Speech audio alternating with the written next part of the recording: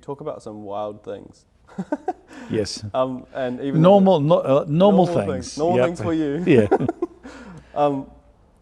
But even I've talked to a lot of people in this tribe, in this community over the last 20 years or whatever, and there's been a lot of people who have said sort of, I can't see like that, or I don't see that, I've never experienced that.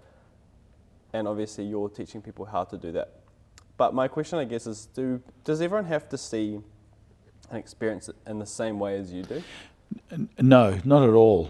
We all have our own, I call it media, of how we view things, primarily because we have 4 brains we operate with, and we see out of all those 4 brains.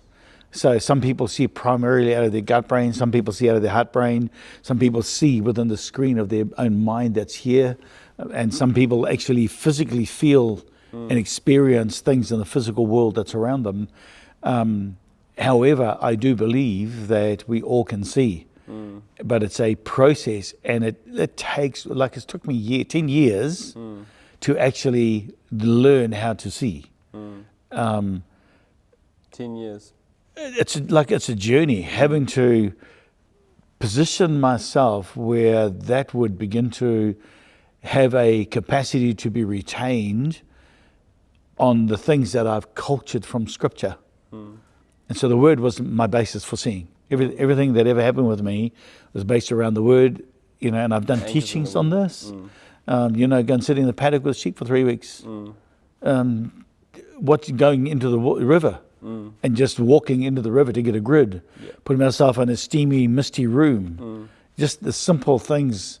Physical anchors for biblical process that then provide an avenue through memory, because unless you have a memory that you can graft current information on, you will not be able to retain it. Your body will shred it. 3 billion pieces a second of memory you are shredding in your hippocampus. And so if you don't have an anchor to graft memory onto, that's why when people see, they sometimes see really weirdly, because as a spirit being, they're looking for memory to retain information on, and they see a chair and a dead leaf, but actually it's not really a dead leaf, it's something else, and it's not a chair, it's a throne, but the only reference their brain has is a throne as a chair. And so it's all intertwined with your imagination. Oh, completely.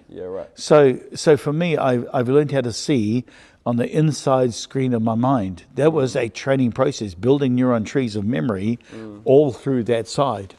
Realizing that what I was seeing wasn't to be interpreted, but as an opportunity to go through and have a look. So if I open those doors, I can see outside.